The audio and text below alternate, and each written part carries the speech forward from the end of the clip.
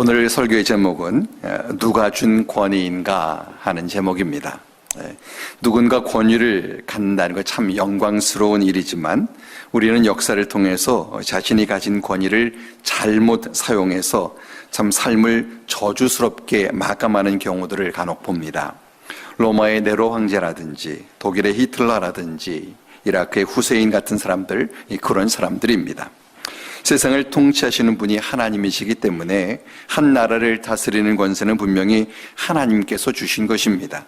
그렇기 때문에 권위를 자기 욕심을 위해 사용할 것이 아니라 하나님의 영광을 위해 사용해야 하고, 그 권위를 가지고 하나님의 뜻이 사람들에게 이루어지게 하는 데에 써야 합니다. 만일 그렇지 않으면 그 권위로 인해서 오히려 자신이 스스로 망하게 되고 맙니다. 성경의 인물들 가운데 하나님께서 주신 권위를 잘못 사용해서 망한 사람들 가운데 한 사람이 사울 왕입니다. 그는 하나님께서 그를 세우신 뜻을 망각하고 자신의 마음대로 하다가 결국 비참한 최후를 맞았습니다. 헤롯 왕도 그런 자들 가운데 한 사람입니다. 사도행전 12장 23절에 보면은 헤롯이 영광을 하나님께로 돌리지 아니하므로 주의 사자가 고치니 벌레에게 먹혀 죽으니라 라고 했습니다. 권위를 가진 자라면 그에게는 그 권위를 바르게 사용해야 할 책임이 있습니다. 그러므로 우리가 어떤 권위를 가졌든지 그 권위를 주신 분이 하나님이신 것을 알고 그 권위를 하나님의 뜻에 따라 바르게 사용해야 합니다. 하나님의 뜻에 따라서 사용하려면 어떻게 해야 할까요?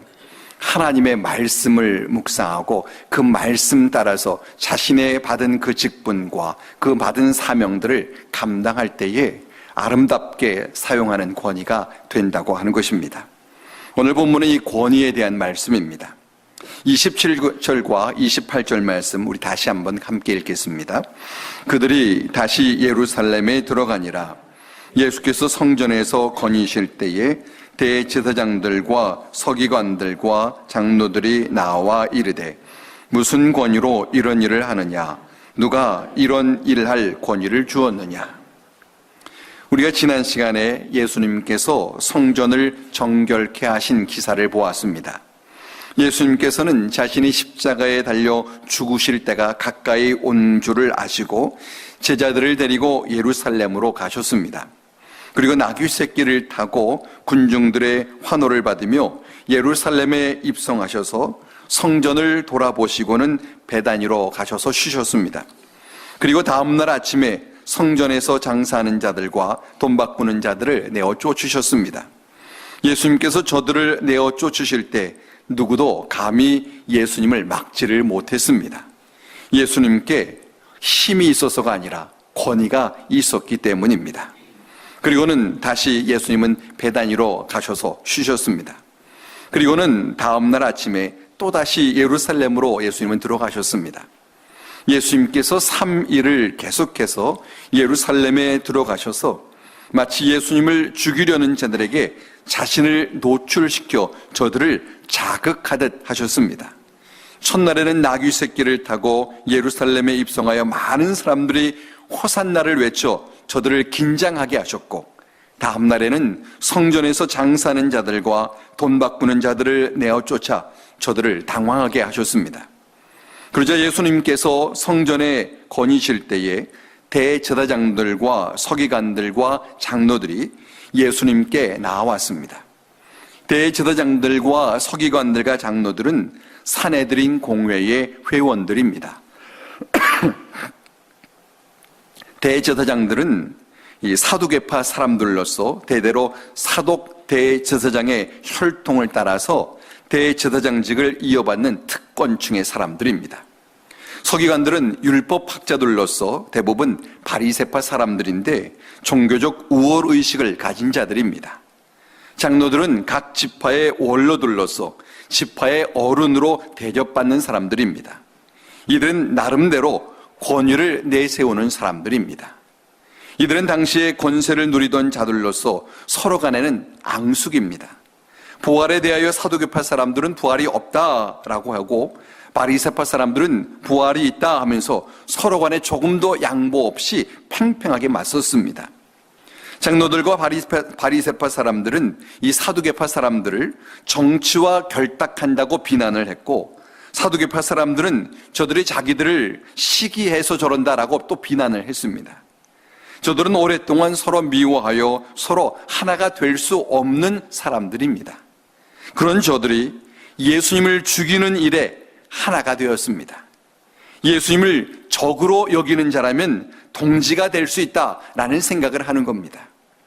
이처럼 저들은 악한 일을 위해서 연합했습니다. 보통 정치하는 사람들이 자신들의 목적을 이루는 데에 도움이 되면 싸우던 사람과도 연합을 합니다. 누구 한 사람이 좀 특출나면은 그를 넘어뜨리기 위해서 적과 연합하기도 합니다.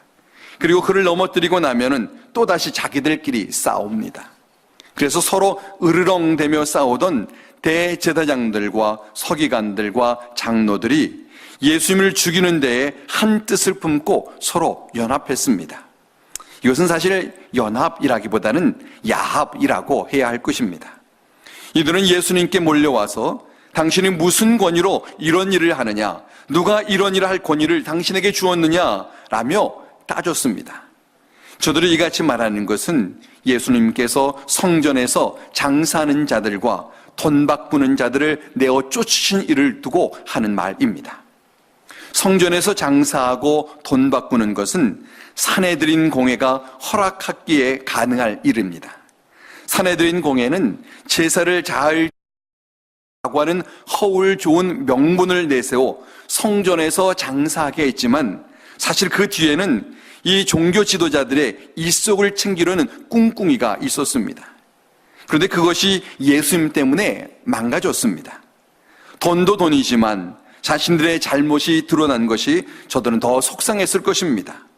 자신들은 권위 있는 자들이라고 자부하는 자들인데 자신들의 권위에 손상이 갔다라고 생각했을 것입니다. 그래서 네가 무슨 권위로 그 같은 일을 하였느냐라며 예수님을 몰아세웠습니다. 예수님께서 그 같은 일을 하신 것은 하나님의 말씀의 권위로 하신 것입니다. 그래서 예수님께서 성전에서 장사하는 자들과 돈 바꾸는 자들을 내어 쫓으실 때에 이사야서의 말씀과 예레미야서의 말씀을 인용해서 기록된 바 내 집은 만민이 기도하는 집이라 칭함을 받으리라 하지 아니하였느냐, 너희는 강도의 소굴을 만들었도다 라고 하셨습니다. 이처럼 예수님께서 하나님의 말씀의 권위로 그 일을 하셨기 때문에 누구도 감히 예수님을 막을 수가 없었던 겁니다. 이처럼 참된 권위는 하나님의 말씀에 의한 권위입니다. 하나님의 말씀에 근거하고 하나님의 말씀에 순종할 때에 그에게 권위가 주어지는 것입니다.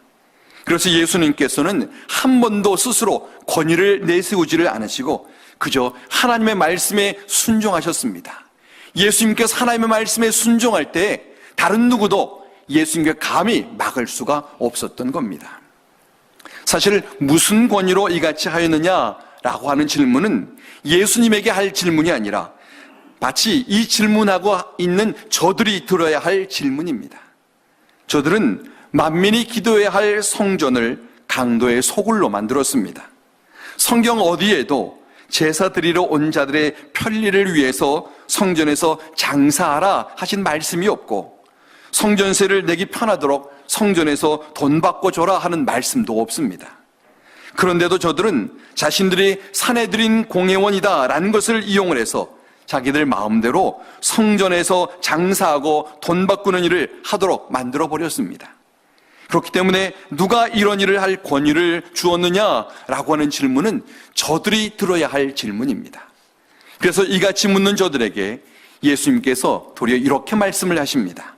29절로 32절입니다. 예수께서 이르시되 나도 한 말을 너희에게 물으리니 대답하라. 그리하면 나도 무슨 권위로 이런 일을 하는지 이르리라. 요한의 세례가 하늘로부터냐 사람으로부터냐 내게 대답하라. 그들이 서로 의논하여 이르되 만일 하늘로부터라 하면 어찌하여 그를 믿지 아니하였느냐 할 것이니 그러면 사람으로부터라 할까 하였으나 모든 사람이 요한을 참 선지자로 여김으로 그들이 백성을 두려워하는지라. 예수님께서는 대제사장들과 서기관들과 장로들의 질문으로 응수하셨습니다. 저들에게 너희가 나의 질문에 대답을 하면 나도 너희 질문에 대답하겠다 하셨습니다. 그러면서 요한의 세례가 하늘로부터냐 사람으로부터냐 라고 물으셨습니다.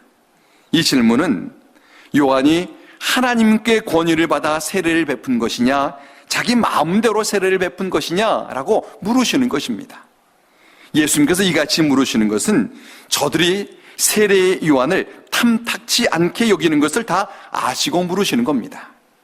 마태복음 3장 7절 이하에 보면은 세례 요한이 요단강에서 세례를 베풀 때에 예루살렘과 온 유대와 사방에서 많은 사람들이 그에게로 나와 회개하고 세례를 받았습니다.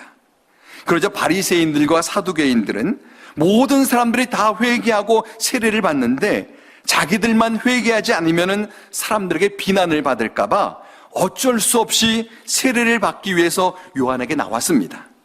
저들의 진정한 회개 없이 세례를 받아서 그저 사람들의 비난을 피하려 한 것입니다. 이때 세례요한이 저들에게 말하기를 이 독사의 자식들아 누가 너희를 가르쳐 임박한 진노를 피하라 하더냐. 회개에 합당한 열매를 맺고 속으로 아브라함이 우리 조상이라고 생각하지 말라. 내가 너희에게 이르노니 하나님이 능히 이 돌들로도 아브라함의 자손이 되게 하리라. 이미 도끼가 나무 뿌리에 놓였으니 좋은 열매를 맺지 아니하는 나무마다 찍혀 불에 던져지리라 라고 했습니다. 세례 요한이 저들의 위선을 아주 신랄하게 책망한 것입니다. 그렇기 때문에 저들은 이 세례 요한에 대해서 감정이 별로 좋지가 않습니다. 그러니 저들은 세례 요한의 세례가 하나님께로부터 왔다라고 말하고 싶지 않은 겁니다. 그러나 저들 주위에 세례 요한에게 세례를 받은 많은 사람들이 있습니다.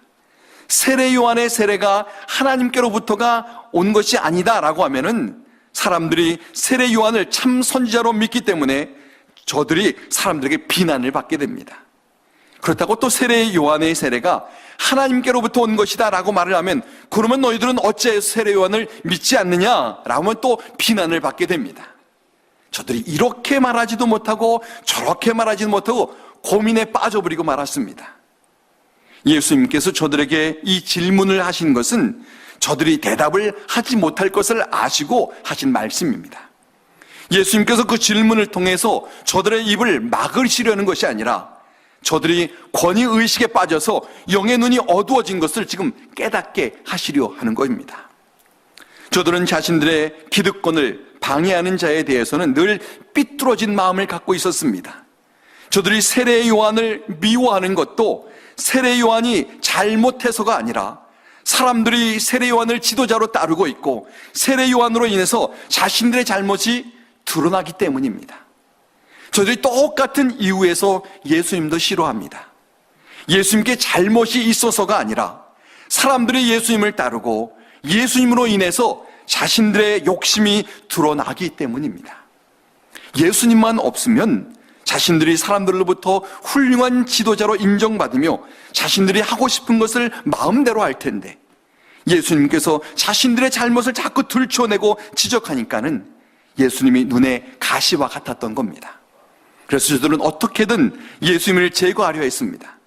저들이 권위의식을 가지고 자신들이 가진 권위를 잘못 사용하고 있었던 거고 예수님이 그러한 저들의 속마음을 꿰뚫어보고 계셨던 것입니다.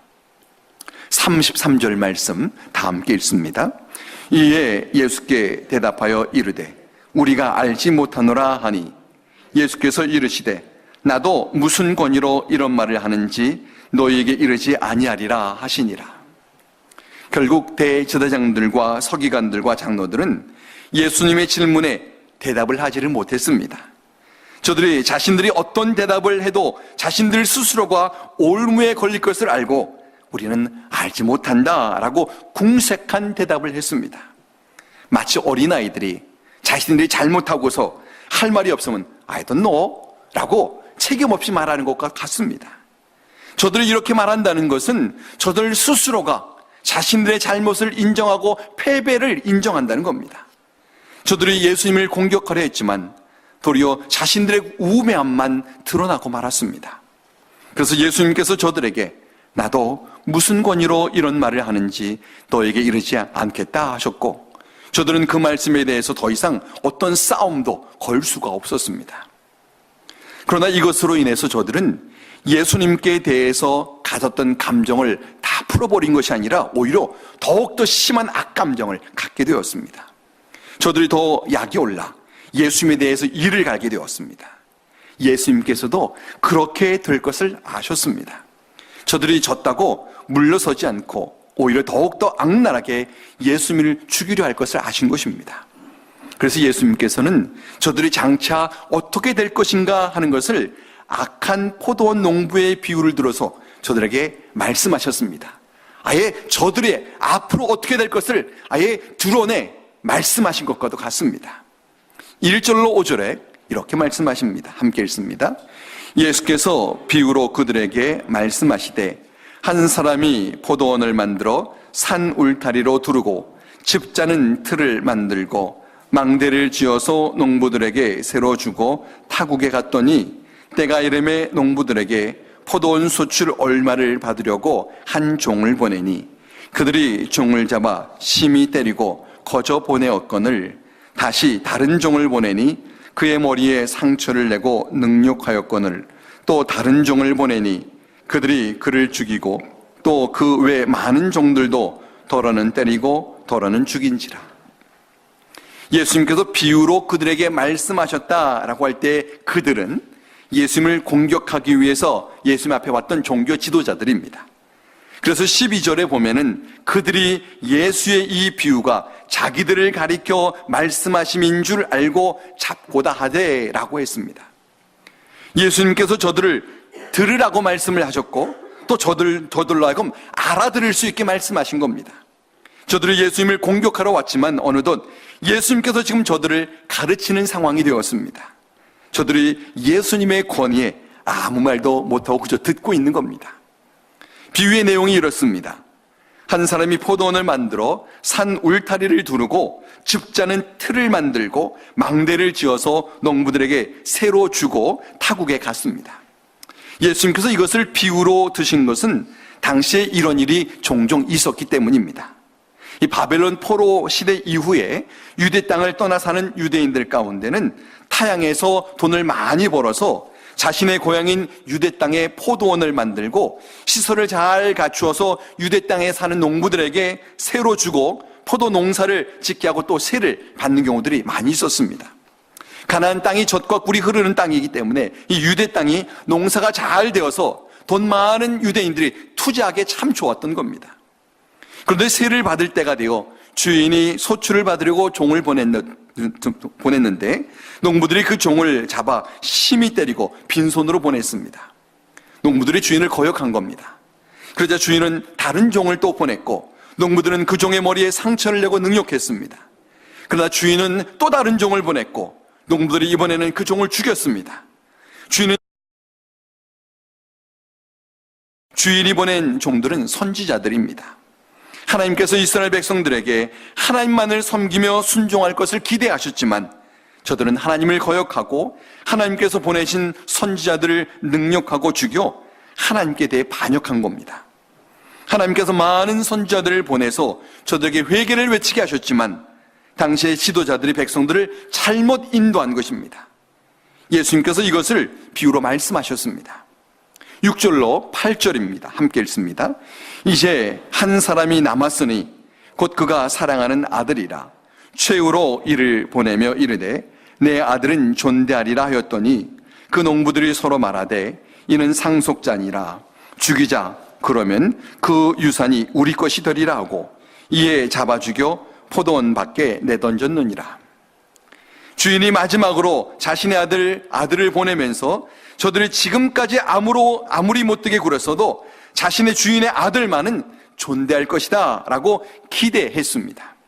이것은 하나님께서 계속해서 반역하는 이스라엘 백성들을 위하여 자신의 아들이신 예수님을 보내면서 적어도 하나님의 아들이신 예수님의 말씀만은 저들이 들을 것이다 라고 기대하셨다는 겁니다. 그런데 농부들은 서로 말하기를 이는 상속자니 죽이자. 그러면 그 유산이 우리 것이 될 것이다 라고 하고는 그를 잡아 죽여 포도원 밖에 내던졌다는 겁니다. 이것은 이스라엘의 종교 지도자들이 자신들의 기득권과 욕심을 위해서 하나님께서 보내신 메시아이신 예수님을 죽일 것을 두고 하시는 말씀입니다. 종교 지도자들이 하나님께서 주신 권위를 이 자신의 욕심을 채우는 데만 사용한 것입니다. 예수님께서 지금 비유를 통해서 예수님의 말씀을 듣는 저들, 그 앞에 있는 저들의 문제를 지금 지적하고 계신 것입니다.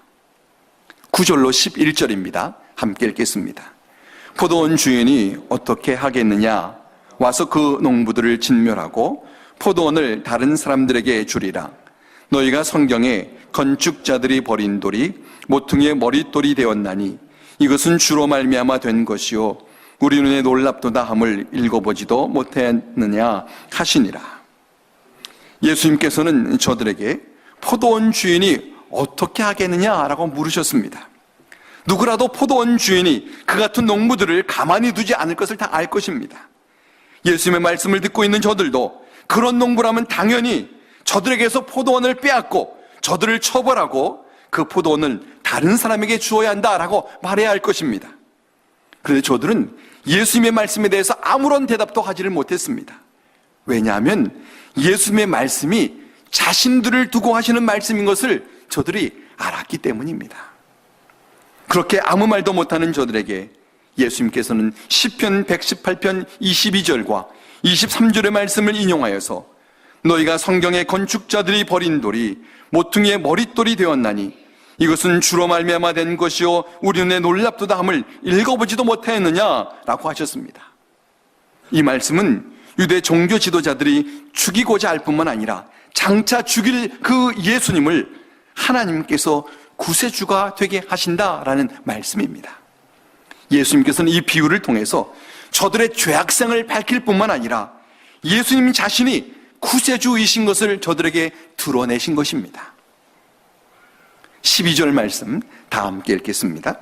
그들이 예수의 이 비유가 자기들을 가리켜 말씀하심인 줄 알고 잡고자 하되 무리를 두려워하여 예수를 두고 가니라.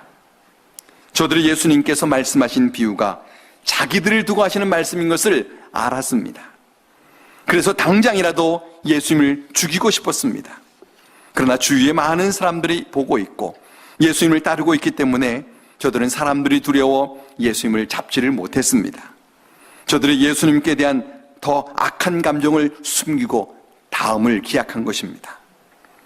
이처럼 하나님께서 주신 권위를 잘못 사용하면 그것이 하나님을 대적하고 자신을 망하게 합니다. 그렇기 때문에 반드시 권위와 함께 가져야 할 것이 하나님의 말씀에 대한 순종입니다. 하나님의 말씀에 순종하는 것을 성경은 겸손이라고 하고 하나님의 말씀에 순종하지 않는 것을 교만이라고 합니다. 사울 왕을 교만하다고 여기는 이유는 그 인품을 두고 하는 말이 아니라 그가 하나님의 말씀에 거역하는 삶을 살았기 때문입니다.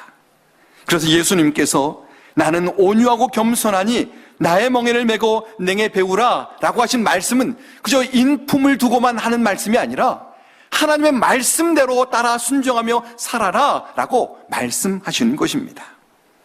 예수님께서 말씀하시는 겸손은 하나님의 말씀에 순종하는 겁니다. 그 말씀 앞에서 나를 낮추는 것이 겸손입니다. 권위는 내가 주장하는 것이 아니라 내가 하나님의 말씀에 순종할 때에 하나님께서 내게 주시는 것이고 또 사람들이 인정하는 겁니다. 그러므로 우리는 직분을 받을수록 더욱더 겸손해야 합니다.